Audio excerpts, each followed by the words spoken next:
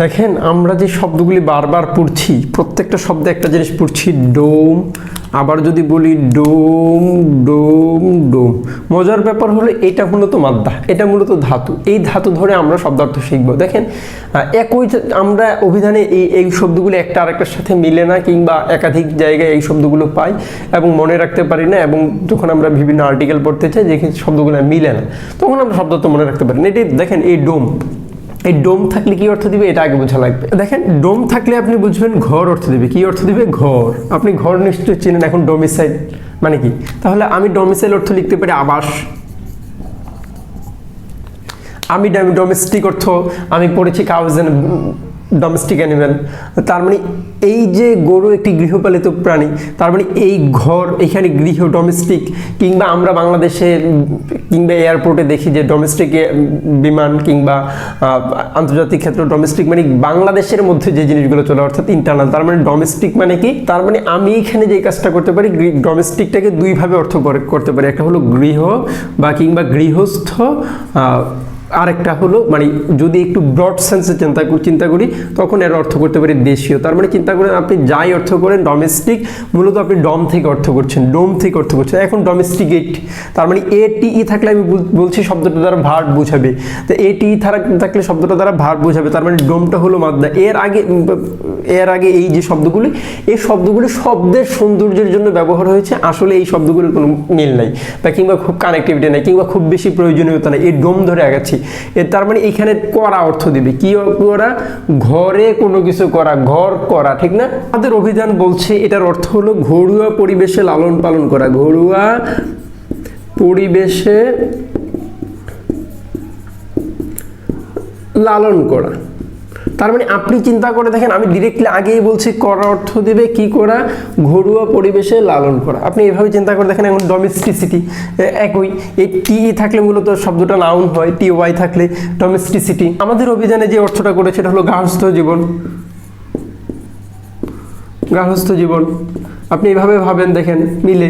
ঠিক তেমনি এখন আমি যদি বলি আপনাকে ডোম অফ দ্য রক কিংবা ডোম, তখন আপনি বলবেন এই ডোম মিলে কিনা, এই ডোম আসলেই মিলে। এই ডোম দ্বারা আমি বলছি ঘর অর্থ দিবে।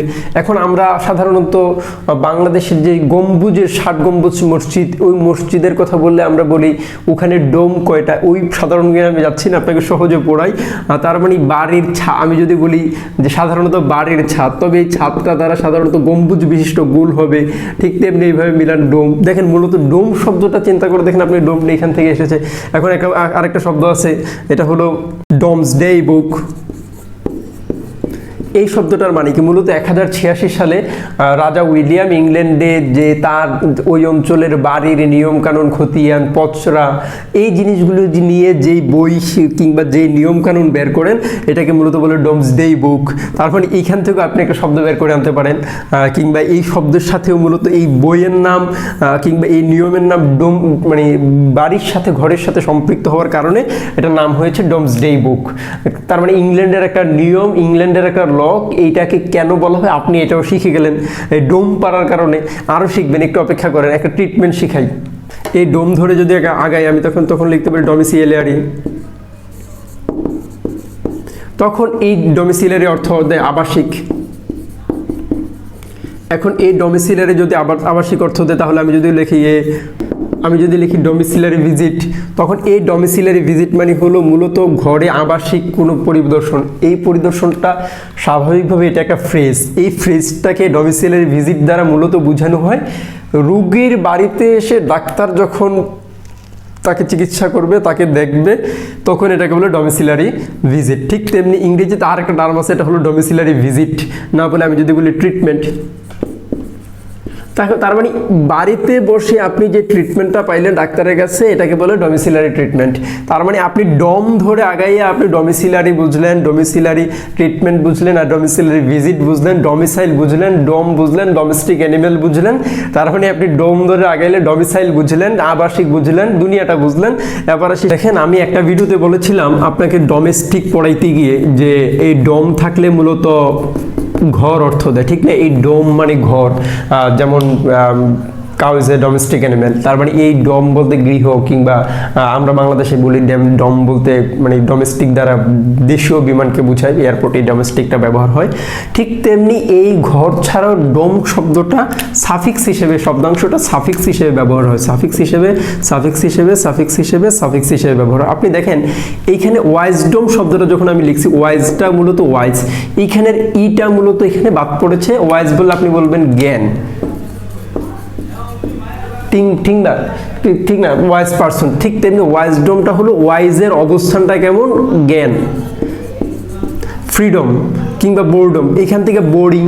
এখানে দেখেন আপনি একটা শব্দের শব্দাংশটা পারেন, কিন্তু শব্দাংশটা অন্যভাবে চরিত হওয়ায় আপনি কোনোদিন এই জিনিসটা, আমাদের এই জোড়াটা নিয়ে কোনো সময় কোনো কোথাও কথা বলা হয় না। আমার মনে হয়েছে যে এই জোড়াগুলো নিয়ে কথা বললে মানুষের জন্য বোরিং, বোরিং থেকে বোর্ডম, তার মানে বিরক্তিকর। তার মানে একইভাবে, কিন্তু আপনি ইজিলি এটা মনে রাখতে পারলেন, বিরক্তিকর। ঠিক আছে, আচ্ছা এবার আসি ফ্রিডম, তখন আপনি বলবেন স্বাধীনতা। তার মানে আমি এই কথাটা কেন বলছি, মূলত এই স্বাধীনতা, মার্টারডম, তার মানে আত্মত্যাগ। ঠিক আছে, মার্টার মানে শহীদ। ঠিক তেমনি নতুন করে আরেকটা জিনিস, আপনার এই ডমটা কাজে লাগে কিনা এটা ব্যাপার, অর্থাৎ মানে একটা অবস্থা। আবার আমি যদি বলি স্টারডম, এখন আপনি বলবেন যে সাধারণত যে স্টার বললে আপনি তারকাকে বুঝেন, ভেরি গুড, তারকা, যে তারকা আকাশে থাকে, আকাশের যত তারা আইনের তত ধারা, আমরা এরকম একটা কথা বলি যে এইখান থেকে আমি তারকা, কিংবা ওই সাথে এটার সাথে আসলে মূলত মিলে না, বলার সাথে বলা, স্টার থেকে স্টারডম থাকে। ঠিক আছে, এই তারকা বললে আমরা সাধারণত পৃথিবীতে আরেক ধরনের তারকাকে বুঝি, যাদেরকে মূলত সেলিব্রিটি বলে।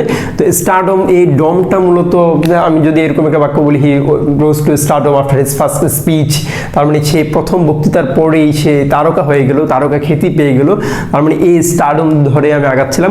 আমি মূলত যে কথাটা বলছি, সাফিক্স হিসেবে এই ডমটা মূলত অবস্থা অর্থ দেয়। আপনি এই অবস্থাটা বুঝলে আপনি এর আগের শব্দটা দ্বারা মূলত অর্থ করতে পারেন, পরবর্তী এটা সাফিক্স হিসেবে ব্যবহার হয়। এটা আমার বলাটা মূলত এখানে উদ্দেশ্য।